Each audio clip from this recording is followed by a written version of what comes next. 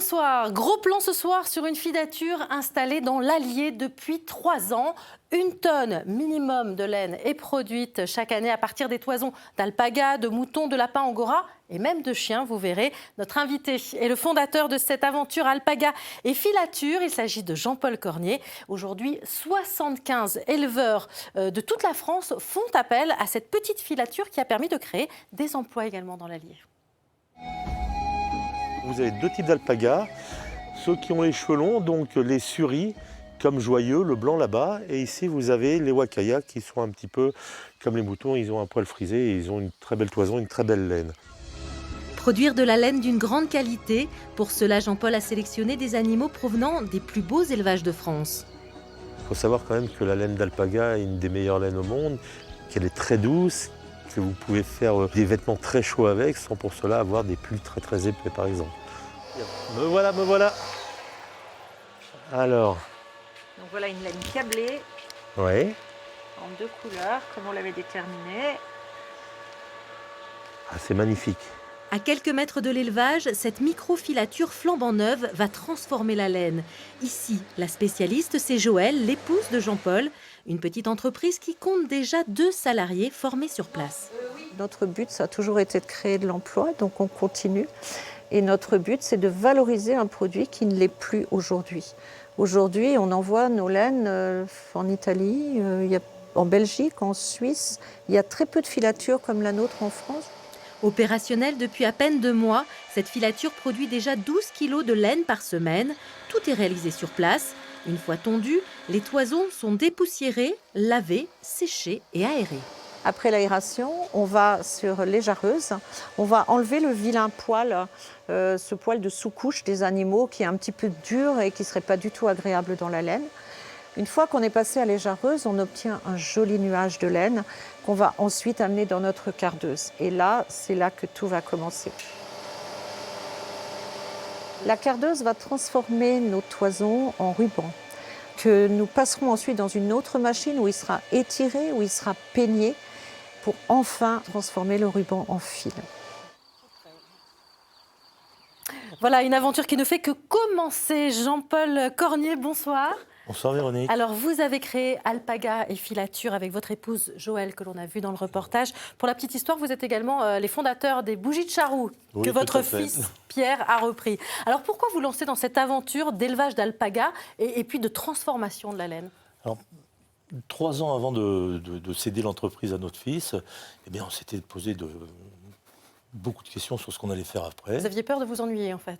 Non, parce qu'on savait qu'on trouverait une autre activité. On a découvert les alpagas sur le chemin de Saint-Jacques-de-Compostelle et c'est là qu'est venue l'inspiration. Et donc, vous avez acheté des machines, vous avez aujourd'hui une filature, on vient de le voir. Aujourd'hui, vous avez des éleveurs de toute la France qui vous demandent de transformer les toisons en pelote de laine. Vous avez très peu de délai par rapport à d'autres filatures en France. Pourquoi? Comment vous arrivez? Alors, c'est vrai qu'on a des délais plus courts. C'est-à-dire à peu près 2 mois. 2 mois pour transformer les toisons d'un client.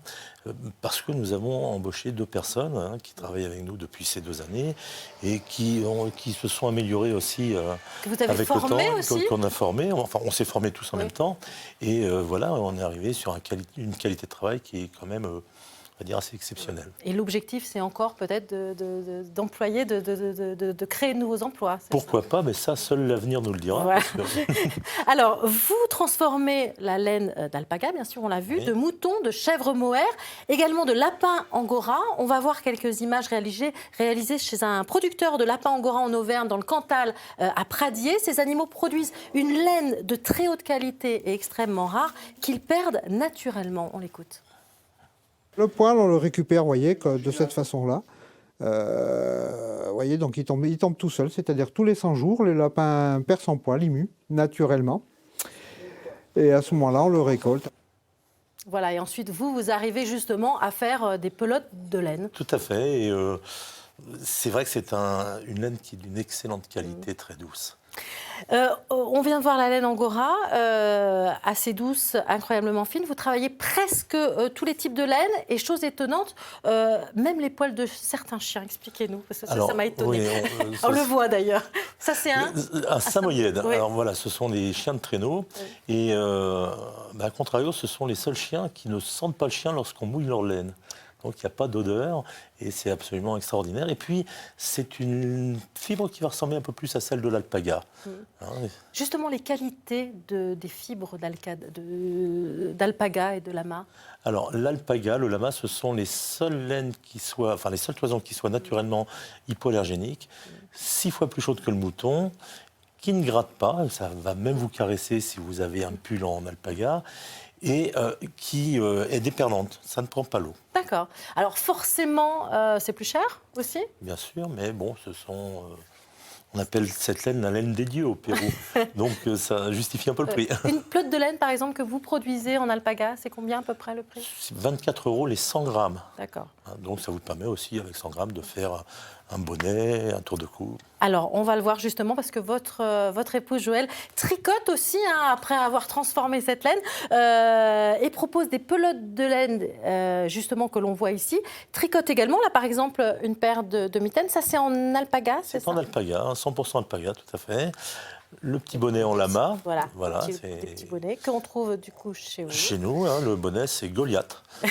Et alors, ce qui est amusant, là, on voit par exemple, ça, c'est les pelotes que vous produisez à partir donc des toisons de vos alpagas. Et ils ont le nom kiwi, là. C'est le nom de nos animaux. Donc, nos clients qui sont habitués, lorsqu'ils viennent, on aimerait bien avoir la pelote de tel alpaga. Voilà. Plusieurs couleurs également. Alors, il y a 22 couleurs chez Alpaga, naturelles, et on peut en créer des nouvelles. Justement, en les mélangeant dans une machine qui s'appelle la cardeuse. On mélange des fibres. Alors, l'élevage d'alpaga, c'est une passion pour vous, on l'aura compris. Ça s'agrandit. Combien vous avez d'animaux aujourd'hui? Alors aujourd'hui, j'ai une quarantaine d'animaux. J'ai 9 femelles qui sont déjà gestantes et qui nous donneront des beaux bébés cette année. Alors justement, vous avez régulièrement des naissances. C'est assez facile, justement, à se reproduire? Alors, c'est facile, à part qu'on les fait reproduire une fois par an, puisque le temps de gestation est en moyenne de 11 mois à 12 mois. Donc, on fait un bébé par an. Et c'est facile, on oui. en voit un, là, un petit. Oui, c'est facile. C'est quand la femelle veut bien. Voilà, en voilà encore un. Ça, c'est... C'est Casios. Casios. On va terminer, avant de nous quitter, un événement à retenir, la première fête de la laine que vous allez organiser 21 et 22 septembre prochain au château de La Palisse dans l'Allier. Tout à fait. Alors nous allons organiser cet événement durant le week-end du patrimoine. Donc il y aura la visite du château bien évidemment, puis la laine fait aussi partie de notre patrimoine. Donc on espère un événement avec une centaine d'exposants. Des artisans. Des animations. Des animaux. Des animaux bien entendu. Et puis beaucoup de visiteurs. Eh bien, merci, le rendez-vous est noté. Merci beaucoup Jean-Paul Cornier, merci beaucoup, à bientôt. Merci à vous de m'avoir invité. Et on peut visiter sur rendez-vous la filature et l'élevage d'alpaga sur votre site aubepierre.com. Toutes les informations sur le site. Voilà, n'oubliez pas, vous pouvez également partager vos expériences, nous écrire sur notre mail ou sur notre groupe Facebook. Et en attendant, n'oubliez pas, l'information continue dans Ici 19 avec ce qu'il faut retenir de l'actualité.